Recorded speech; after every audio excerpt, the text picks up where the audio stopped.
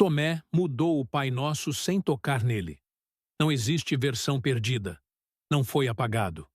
O texto que você conhece está intacto, palavra por palavra, vírgula por vírgula. Mas há uma chave de leitura que você nunca recebeu. Uma única palavra, reino, que você lê num sentido e Tomé lê em outro. E quando você gira essa palavra 90 graus, a oração inteira vira do avesso. Não é truque, não é interpretação forçada. É reconhecimento de algo que sempre esteve lá, pulsando debaixo da reza que você decorou antes de entender. Você vai sentir isso nos próximos 40 minutos. Vai sentir no corpo, não só na mente. E nos últimos 3 minutos, uma frase do Logion 3 de Tomé vai fechar o arco que o Pai Nosso abre. Não será conforto, será reconhecimento. E reconhecimento nunca é confortável, é real. Antes de começar, prometo 3 coisas. Primeiro, você vai ver o objeto exato. A linha específica de Tomé que reposiciona o reino. Não vou enrolar. Você vai receber a peça central antes do primeiro minuto acabar. Segundo, você vai entender o mecanismo histórico de por que ninguém te ensinou a ler assim. Não é conspiração. É estrutura. E estrutura é mais profunda que intenção. Terceiro, você vai sentir um incômodo físico quando perceber que isso sempre esteve disponível. Que você rezou a vida inteira pedindo algo que já tinha. E que a amnésia não foi acidente. Foi condição de funcionamento. No final, não haverá conclusão. Haverá decisão. E a decisão não é se você acredita. É se você reconhece. A palavra é reino. No Evangelho de Tomé, Logion 3, Jesus diz aos discípulos: o reino está dentro de vós e fora de vós. Não é promessa futura. Não é endereço celeste. Não é recompensa por comportamento. É diagnóstico de localização. Tomé não anuncia a chegada do reino. Ele anuncia a presença do reino. Tira da linha do tempo. Tira do mapa. Tira do além. Coloca aqui, agora, dentro do peito, fora da pele. Simultâneo. Não, ou. E. E quando você pega essa lente, reino como presença, não como promessa, e coloca sobre o Pai Nosso a frase venha o vosso reino, deixa de ser pedido de chegada e vira pedido de reconhecimento. Não é traga o que está ausente, é mostre o que já pulsa e eu não vejo. Não é súplica de carência, é confissão de cegueira. Você acabou de receber a peça central. Agora segure ela, porque tudo o que vem a seguir vai girar ao redor disso. Respire fundo. Sinta o ar entrando. Ele não pede licença. Não espera você merecer. Ele entra porque a estrutura já está aberta. O reino, na leitura de Tomé, funciona assim. Não espera. Não recompensa. Opera. E você pode viver a vida inteira sem perceber que está respirando a respiração que já foi dada. Agora vem a parte que queima. Por que ninguém reza assim? Imagine um monastério no Egito, século IV. É noite. A luz da vela trêmula sobre uma mesa de madeira gasta. Um copista, vamos chamá-lo de Paulus, porque ele precisa de nome para ser real, molha a pena em tinta preta. Ele está copiando o Pai Nosso em copta. Ele conhece o texto de cor, conhece em grego, conhece em aramaico, talvez. E ele conhece Tomé. Leu Tomé. Sabe que em Tomé, reino não espera. Reino está. Mas Paulus copia a frase canônica sem alteração. Venha o vosso reino. Ele poderia anotar na margem. Tinta sobra. Papiro tem espaço. Ele poderia escrever. Reino, aqui, agora. 3 palavras. Mudaria tudo. Mas ele não escreve. Não porque tem medo. Não porque discorda. Ele não escreve porque se ele anotar o reino já está aqui, alguém, um noviço, um abade, um leitor curioso, vai perguntar a pergunta que dissolve a estrutura. Então, por que rezar? E se não precisa rezar por algo que já chegou, o que organiza o dia? O que marca as horas? O que orienta o desejo? O que sustenta a comunidade? O que justifica a vigília? A espera é o cimento invisível da fé institucional. Paulus sopra a tinta.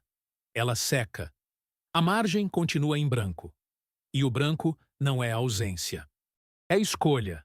É decisão arquitetônica. Porque Tomé não destrói a oração. Ele a interioriza. E interiorizar é mais perigoso que negar. Negar é externo. Pode ser combatido, refutado, excomungado. Interiorizar é dissolver a distância. E sem distância não há hierarquia de acesso. Não há porteiro. Não há intermediário. Não há escada. Só reconhecimento direto. E reconhecimento direto é o fim de toda mediação. Você está começando a ver o mecanismo? Feche os olhos por 5 segundos. Respire fundo. Visualize a palavra reino, escrita em luz dourada no centro do peito. Não flutua acima da cabeça. Não desce de cima depois que você merecer. Pulsa agora, dentro da caixa torácica, fora da pele, sem borda clara entre dentro e fora. Abra os olhos. Aqui está o detalhe linguístico que muda tudo. No grego do Novo Testamento, a palavra traduzida como reino é Basileia. E Basileia não significa apenas território governado por um rei. Significa reinado, o ato de governar. Significa autoridade em exercício. Significa soberania ativa. Não é lugar. É dinâmica. É função. É evento. Quando Jesus diz Basileia tou Theou, reino de Deus, no grego, ele não está apontando para um lugar no mapa celestial. Ele está nomeando um governo ativo, uma autoridade operando. E Tomé lê Basileia como evento interior permanente, não como destino futuro distante. Então, quando você reza, venha o vosso reino, Tomé ouve. Manifeste-se aqui, agora, o governo que já opera, mas que eu não reconheço porque estou olhando para o lugar errado. Não é súplica de ausente, é pedido de lucidez. É confissão. Eu vivo cego ao que já governa. E isso muda tudo no Pai Nosso. Linha por linha. Petição por petição. Pause aqui. Respire. Se isso incomoda, escreva só. Incômodo. Se acalma, escreva. Paz. Vamos linha por linha, agora. Devagar. Porque cada frase carrega uma dobra que você nunca viu. Pai Nosso que estais nos céus. Se o reino já está dentro e fora, o que são os céus? Tomé não usa muito a palavra céu. Ele usa o lugar de repouso, usa o todo, usa o Pai.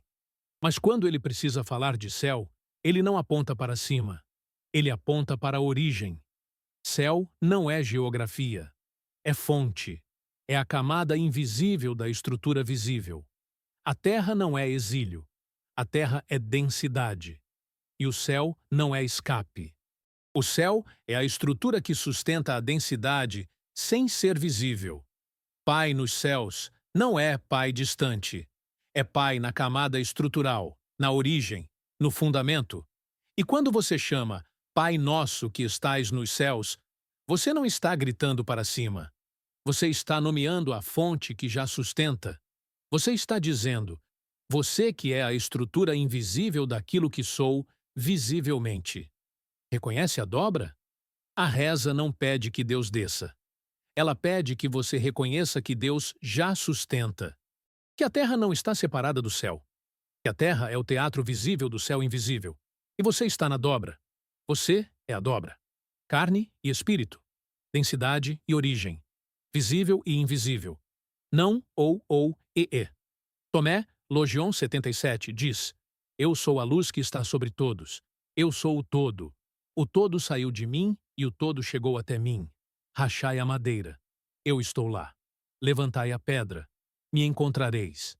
Isso não é panteísmo vago. É diagnóstico de presença. A luz não está longe. Está sobre. Está dentro. Está debaixo da pedra. Dentro da madeira. O todo não está separado. O todo atravessa. E quando você reza, Pai Nosso que estais nos céus, você não está pedindo que ele venha de longe. Você está reconhecendo que ele já atravessa a madeira que você racha. a pedra que você levanta, o pulmão que você enche. Você está vendo a geometria? Próxima linha. Santificado seja o vosso nome. Se o reino já está aqui, santificado seja, não é pedido de transformação. É pedido de revelação. O nome já é santo. A reza não o torna santo. A reza pede que o santo apareça, que o santo seja visto.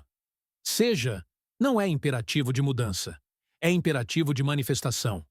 Mostre-se, apareça. Não porque você muda de natureza, porque eu acordo para a natureza que você sempre teve. No judaísmo do primeiro século, o nome, Hashem, era tão santo que não era pronunciado. Era substituído, era velado. E velar o nome era protegê-lo da profanação. Mas velar também é ocultar. E o que é excessivamente protegido pode se tornar excessivamente ausente. Tomé não vela. Tomé revela. No Lodion 50, ele registra: se vos perguntarem, qual é o sinal de vosso Pai em vós? Dizei-lhes, é movimento e repouso. Movimento e repouso. O sinal do Pai não é nome escrito, é dinâmica vivida. E quando você reza, santificado seja o vosso nome, você não está pedindo que Deus se torne mais sagrado.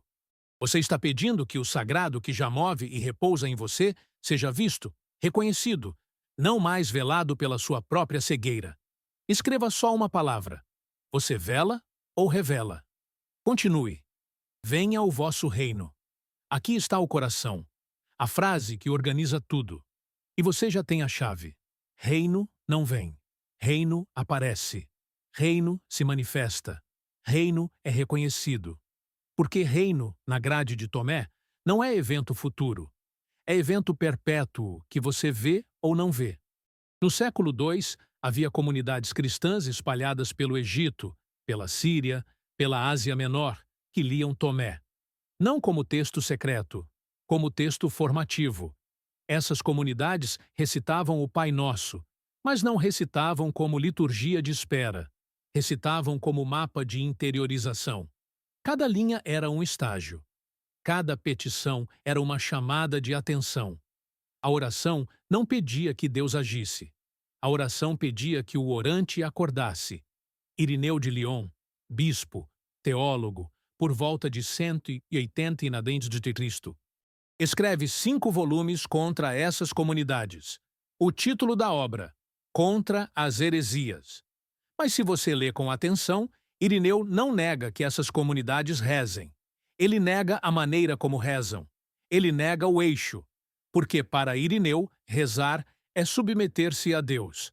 Para os leitores de Tomé, rezar é alinhar-se com Deus. Submissão pressupõe distância. Submissão pede de fora. Submissão espera resposta. Alinhamento pressupõe presença. Alinhamento reconhece por dentro. Alinhamento é ajuste de visão, não negociação de termos. A diferença parece sutil. A consequência é total. Porque se a reza é submissão, a estrutura eclesial é necessária. Alguém precisa ensinar a rezar certo. Alguém precisa garantir a ortodoxia. Alguém precisa mediar. Mas, se a reza é alinhamento, a estrutura eclesial é auxiliar. Útil, talvez. Necessária, não. E uma estrutura que deixa de ser necessária perde a autoridade. Não porque é má, porque é contingente. Você está vendo o que Paulo viu quando deixou a margem em branco? Seja feita a vossa vontade, assim na terra como no céu. Terra e céu de novo. Mas agora em paralelo. Assim na terra como no céu, não é pedido de invasão. Não é céu, desça e conquiste a terra. É reconhecimento de correspondência. A vontade não desce. A vontade se desdobra do mesmo ponto. Há uma vontade operando no céu, na camada estrutural, invisível, originária. E há uma vontade aparecendo na terra, na camada densa, visível, teatral. E a reza pede que as duas camadas sejam vistas como uma, que o desdobramento seja reconhecido, que a terra não seja lida como exílio da vontade celeste, mas como manifestação da vontade celeste em densidade. Tomé, Logion 113, registra a pergunta dos discípulos: quando virá o reino? E Jesus responde: não virá com expectação. Não dirão, eis aqui ou eis ali. O reino do Pai está espalhado sobre a terra, e os homens não o veem. Espalhado, presente, disponível, invisível por falta de reconhecimento, não por ausência objetiva. E quando você reza, seja feita a vossa vontade, assim na terra como no céu. Você não está pedindo que o céu invada. Você está pedindo que você veja a terra como manifestação do céu.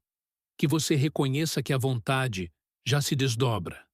Que você pare de esperar o que já opera. Respire 3 vezes. Devagar. Se isso muda alguma coisa, escreva só. Muda. Se não muda nada, escreva. Nada. O pão nosso de cada dia nos dai hoje. Pão, alimento, necessidade básica. Mas se o reino já está aqui, pão de cada dia, não pode ser só carboidrato. A palavra grega usada no Pai Nosso é epiousios. E epiousios é um mistério filológico. Aparece apenas 2 vezes em toda a literatura grega antiga. Mateus 6:11 e Lucas 11:3. Ninguém mais usou essa palavra. Ninguém. Então, os tradutores debatem há 2000 anos o que ela significa. Alguns derivam de epi plus ousia, quar sobre, plus essência, quar superessencial, o pão que transcende a substância física. Outros derivam de epiousa, particípio feminino de vir, quares, o pão do dia que vem. O pão de amanhã pedido hoje. Orígenes de Alexandria, no século III, teólogo brilhante, bilíngue em grego e hebraico, sugere superessencial. Ele diz: este pão não é só o que alimenta o corpo, é o que alimenta a totalidade. Corpo e alma. Visível e invisível. E Tomé não comenta essa linha diretamente. Mas se o reino está dentro e fora, se o céu e a terra se desdobram do mesmo ponto, então o pão não pode ser só físico, nem só espiritual. Ele é os dois. Ele é a matéria que carrega o espírito. Ele é o espírito que se faz matéria. E hoje não é data no calendário. Hoje é presença. Hoje é agora. O pedido não é: traga o pão amanhã, quando eu merecer. O pedido é: mostre agora o pão que já nutre, mas que eu como sem reconhecer. Você come sem reconhecer? Pense nisso. Você acorda, toma café, come pão, bebe água. Seu corpo é nutrido. Mas você reconhece que está sendo nutrido? Ou você come distraído, olhando o celular, pensando na reunião, mastigando sem sentir? E se você come sem reconhecer, você vive sem reconhecer. E se você vive sem reconhecer, você reza pedindo o que já recebe.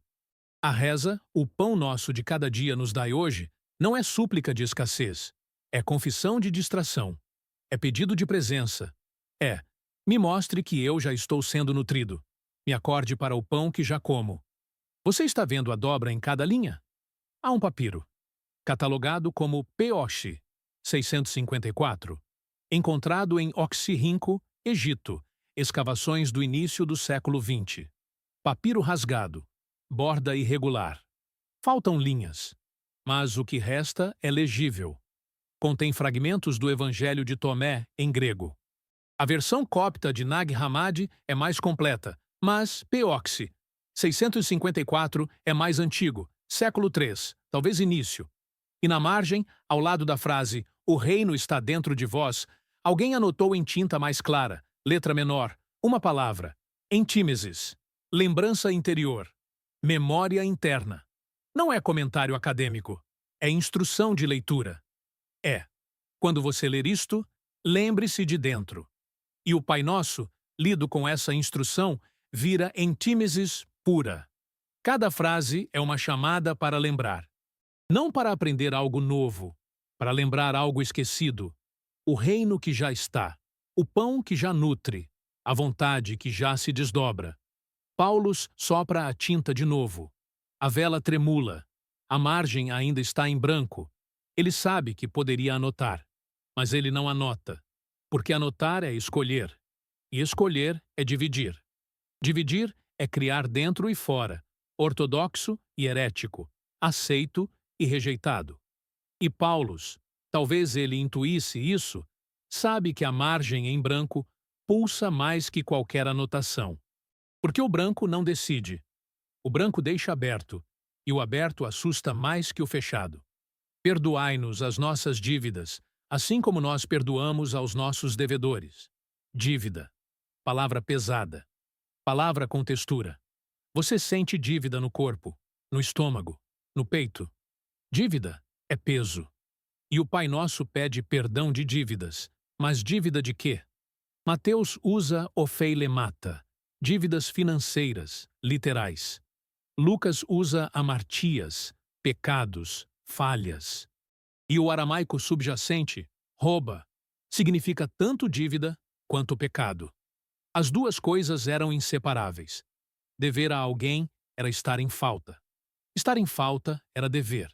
E perdoar a dívida era cancelar a conta, zerar o débito, liberar o devedor. Mas, se o reino já está dentro e fora, dívida não é só moral ou financeira. É desalinhamento. Você deve quando esquece. Você esquece que o reino está. Você age como se não estivesse. Você vive na superfície como se não houvesse fundo. E isso cria dívida. Não com Deus distante que anota num livro. Com a estrutura viva que você já é e nega. A dívida é ontológica. É a distância entre o que você é e o que você vive. E perdoar não é Deus sendo benevolente. Perdoar é Deus, ou o todo, ou o Pai, ou o reino, dissolvendo a ilusão de que havia distância. Porque a distância nunca foi real. Foi construída, foi ótica, foi esquecimento. E aqui vem a parte que queima. Assim como nós perdoamos aos nossos devedores, a reciprocidade não é barganha. Não é eu perdoo para que você me perdoe. É reconhecimento estrutural. Quando você reconhece que a sua dívida é ilusão de distância, você reconhece que a dívida do outro também é. Porque se não há distância real entre você e o reino, também não há distância real entre você e o outro. Tomé, Logion 25. Ama teu irmão como a tua alma. Guarda-o como a pupila do teu olho. Pupila do olho. Você não guarda a pupila porque ela merece. Você guarda a pupila porque sem ela você não vê. O outro não está fora de você. O outro está no campo da tua visão. E se você nega o outro, você nega a tua capacidade de ver. Perdoar não é cancelar a conta que o outro te deve. É reconhecer que a conta nunca foi real, que a separação é ótica, que o outro está na tua pupila e você está na pupila dele. E isso queima porque não depende do outro merecer. Você não espera que ele peça perdão. Você não espera que ele mude. Você reconhece que a dívida é construção de distância. E quando você reconhece, a dívida dissolve. Não porque foi paga, porque foi vista como ilusão. Escreva só um número. Quantos anos você carrega uma dívida que nunca foi real? Silêncio. Respire. Continue. Não nos deixeis cair em tentação, mas livrai-nos do mal. Tentação. Mal. Palavras grandes. Palavras teológicas. Mas se o reino já está dentro e fora, o que é tentação? Tomé. Logion 70. Se produzires o que está dentro de ti, o que produzires te salvará. Se não produzires o que está dentro de ti, o que não produzires te destruirá. Produzir. Manifestar. Trazer à luz. E se você não produz, o que fica dentro apodrece. Vira sombra, vira peso, vira mal. Mas o mal não é força externa demoníaca. Mal é atrofia por negação. É a recusa de produzir o que pulsa dentro. É viver na superfície negando o fundo. É rezar. Venha o vosso reino, enquanto nega o reino que já pulsa. E tentação não é sedução de demônio. Tentação é a atração constante de viver só na camada visível. de esquecer a camada invisível, de negar a dobra. A reza não pede proteção contra a invasão externa. Pede força para não trair o interno. Não nos deixeis cair em tentação. Não nos deixes esquecer que o reino está dentro. E livrai-nos do mal. Livrai-nos da paralisia que nega o que já pulsa. E agora, você vê o arco completo do Pai Nosso. Linha 1. Reconheça a estrutura. Pai nos céus. Linha 2. Veja o sagrado que já opera. Santificado seja o nome. Linha 3. Reconheça que o reino está. Venha o vosso reino. Apareça. Linha 4. Veja que céu e terra se desdobram juntos. Seja feita a vontade. Linha 5. Reconheça que você já é nutrido. O pão de cada dia. Linha 6. Dissolva a ilusão de dívida. Perdoai-nos. Linha 7. Não negue o que pulsa dentro. Livrai-nos do mal. O Pai Nosso, lido com Tomé, não é sobre Deus descendo. É sobre você acordando. Não é sobre o reino chegando. É sobre o reino sendo reconhecido. Cada linha é um estágio de reconhecimento. Cada petição é uma confissão disfarçada. Eu esqueço. Mostre-me de novo.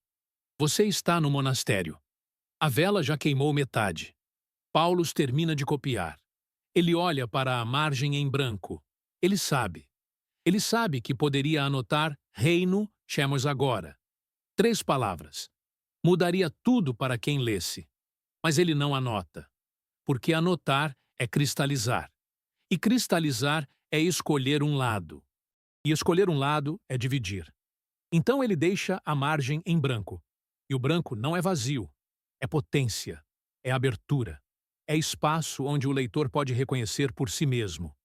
Feche os olhos de novo. 5 segundos. Sinta o peso do corpo na cadeira. Esse peso não é prisão. É ancoragem. É a densidade que permite que o invisível apareça. Você não precisa sair do corpo para encontrar o reino. Você precisa entrar no corpo para reconhecê-lo. O corpo não é obstáculo. É teatro. É o lugar onde o reino aparece em carne. Abra os olhos. Há algo que ninguém fala. O Pai Nosso termina diferente em Mateus e em Lucas. Mateus 6,13 adiciona uma doxologia. Porque teu é o reino, o poder e a glória, para sempre. Amém. Lucas 11,4. Não tem isso. Para. Termina em livrai-nos do mal. E Tomé não comenta. Mas, se o reino já está aqui, a doxologia de Mateus não é louvor futuro. É diagnóstico presente. Teu é o reino. Não será, é. Teu é o poder. Não virá a ser, é.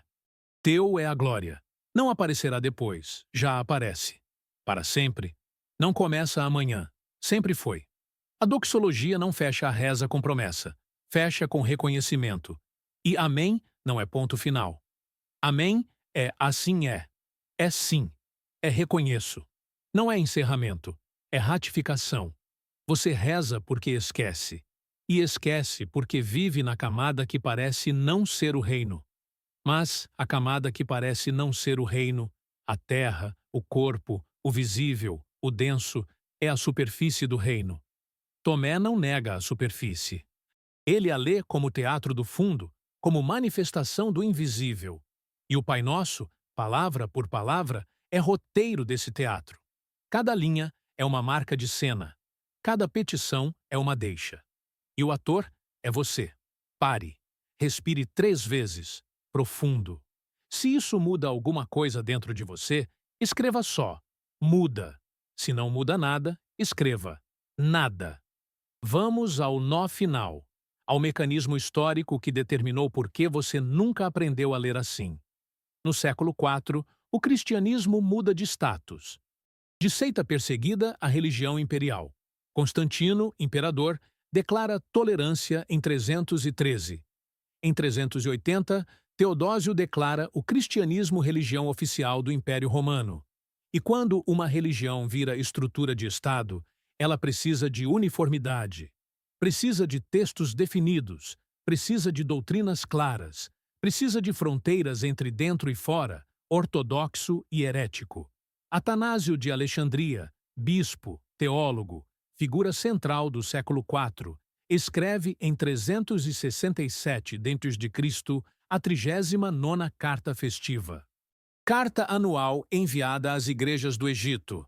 E nessa carta, ele lista os textos aceitos, os textos que devem ser lidos publicamente, e os textos rejeitados, os textos que não devem circular.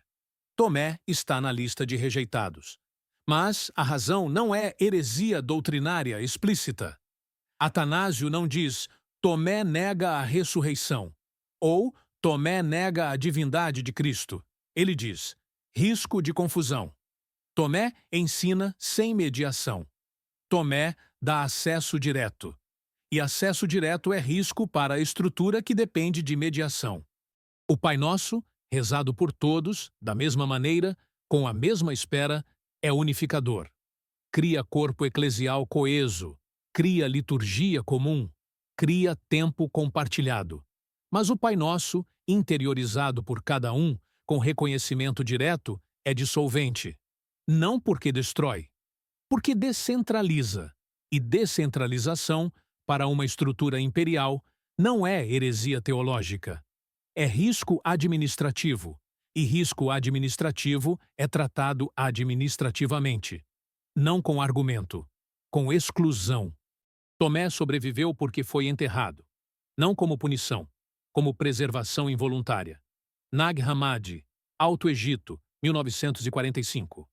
Camponês cava perto de um penhasco. Encontra um jarro de cerâmica lacrado. Dentro, 13 códices em cópita. Papiro, couro, costura manual. Entre eles, o Evangelho de Tomé. Inteiro, 114 logias. E não estava escondido por dissidentes em fuga. Estava guardado. Estudiosos debatem isso até hoje. Possivelmente por monges do mosteiro de São Pacômio, que ficava perto.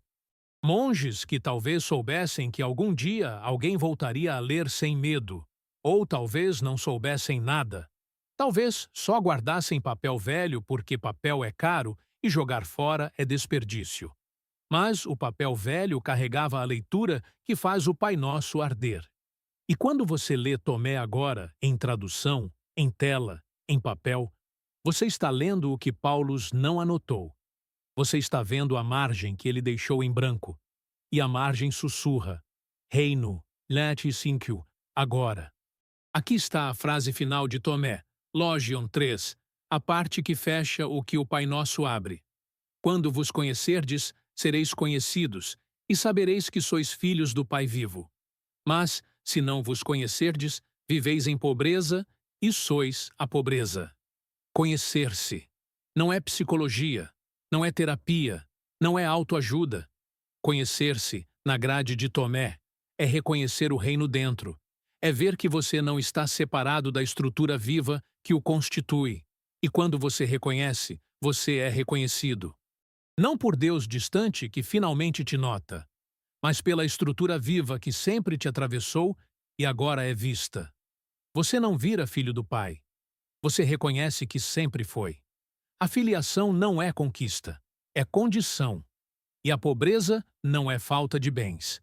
É vida em esquecimento. É não saber que o reino já pulsa. É rezar, como quem espera o que já tem. É viver na superfície como se não houvesse fundo. E quando você vive assim, você não é pobre. Você é a pobreza. Você encarna o esquecimento. E o Pai Nosso, rezado assim, não é reza de mendigo. É reza de herdeiro amnésico. Você não pede o reino. Você pede lucidez para vê-lo. Você não pede o pão. Você pede olhos para reconhecer que o pão já está. Você não pede perdão. Você pede fim da ilusão de dívida. Você não pede proteção. Você pede força para não negar o que já pulsa. A reza inteira é um grito de amnésia que quer lembrar. E Tomé é o manual de lembrança. Você chegou ao fim, mas não ao fechamento. Porque o que foi aberto não se fecha, se reconhece. Nos próximos dias, toda vez que você ouvir o Pai Nosso, vai ouvir dobrado. A camada que espera e a camada que já tem. E você vai sentir a tensão entre as duas. Não resolva a tensão, habite ela, porque a tensão é a dobra. E a dobra é onde o reino aparece. A pergunta que fecha tudo não é teológica. É pessoal. Não é o reino virá? É você vai reconhecer agora? Não é Deus vai descer? É você vai acordar? E essa pergunta não pede resposta verbal. Pede decisão vivida. Pede que você reze diferente. Ou que você viva diferente. Ou que você veja diferente. Não amanhã. Hoje. Porque hoje não é data. É presença. Se isso fez sentido, escreva só. E se você reconhece que isso precisa circular, você sabe o que fazer. Não vou pedir. Você já sabe. Porque quem reconhece, age. E ação não precisa de comando. O reino não vem. Ele aparece. E você está na borda do reconhecimento. A borda não é lugar de espera. É lugar de salto. E o salto não é para fora. É para dentro.